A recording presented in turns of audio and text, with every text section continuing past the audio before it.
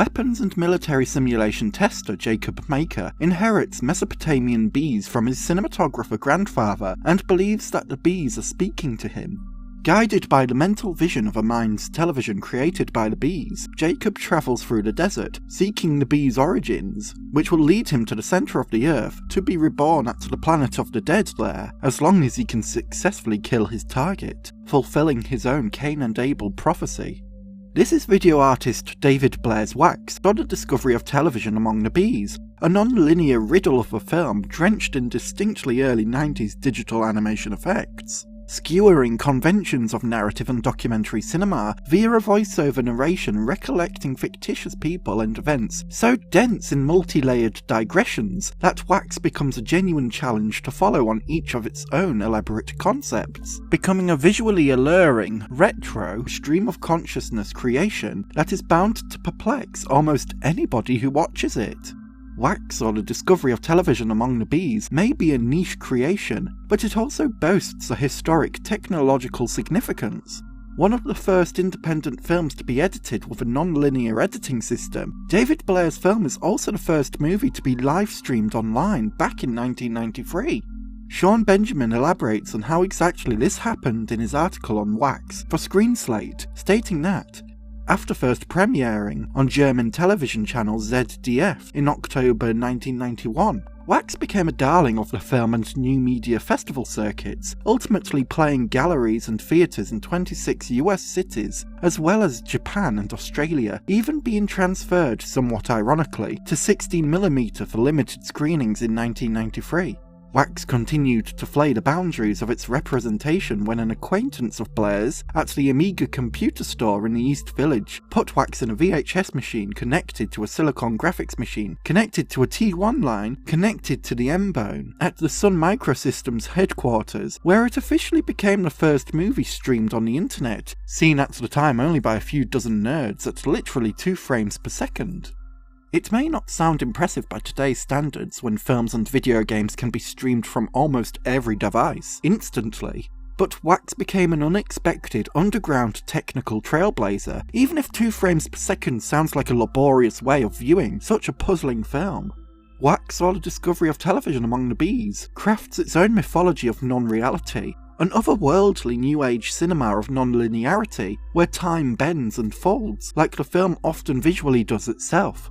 Accompanying David Blair's monotonous narration as the character Jacob Maker, Wax boasts a disorienting level of sound design that often flows like an audibly fluid collage, reminiscent of the sights and sounds we may expect from Chris Marker's own abstract essays, especially Sans Soleil. With its distinctive early digital animation and editing effects, Wax boasts of a stylish outdatedness reminiscent of a great vaporwave album. While Wax is a complete fiction, the film openly subverts recognisable conventions of documentary filmmaking, crafting its unreality within a convincing cinematic basis. Elaborating on this, Joshua Wheeler wrote about Wax for Literary Hub, stating that Blair is working in the mode of non-fiction, representing trips to actual locations, even as he fictionalises their purposes, his yarn growing increasingly absurd. Blair's matter-of-fact, first-person voiceover fuels Wax, and it sounds by turn like memoir, travelogue, ancestral narrative, cultural criticism, astrology, poetics, and religious testimony, with more than a little bit of the intimate but sweeping historical pastiche Ken Burns put on the map, with the PBS release of the Civil War in 1990. Blair relates the story of the first test of the atomic bomb, using the same naive monotone that he uses to relate the story of Mesopotamian bees harnessing television to communicate with the dead, or the story of the dead living on the moon. From a distance in Blair's monotone, all these things sound equally likely and unlikely. The sprinkling of truth into fictions and vice versa destabilizes. The viewer becomes less concerned with tracking narrative than with keeping a foothold in reality, which is another way of saying the movie cares less about immersing you in its plot, and more about making you question the narrative of your own life. Memoir, travelogue, and Ken Burns-esque factual historical epics do seem to genuinely coalesce within Wax.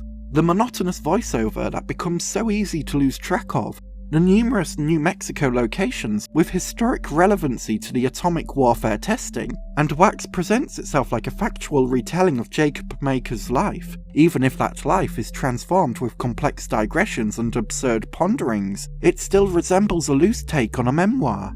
Joshua Wheeler suggests that this experience of narrative disorientation becomes part of the challenge of keeping a foothold in reality within this film. Wheeler also indicates that the plot is not the sole focus, but to make us question the narrative of our life instead. How reliable can our own understanding of life be? Resembling a cut-up novel akin to William S. Burroughs, the author even having a role within Wax as Jacob Maker's grandfather James Hive Maker, Wax forces us to question our own remembered narratives by putting us through the fractured wringer. Memory is already a flawed tool. Many recollections, the longer we try to remember them, become hazy and jaded, just like Wax's monologue's continual impossibilities. At what stage can we be certain, somewhat like Wax's own numerous peculiar pathways, that something has truly happened to us if we fail to remember it clearly? Wax boasts of a few common motifs. Death, such as Ella Spiralem's fixation on developing technology that lets ghosts visit our world.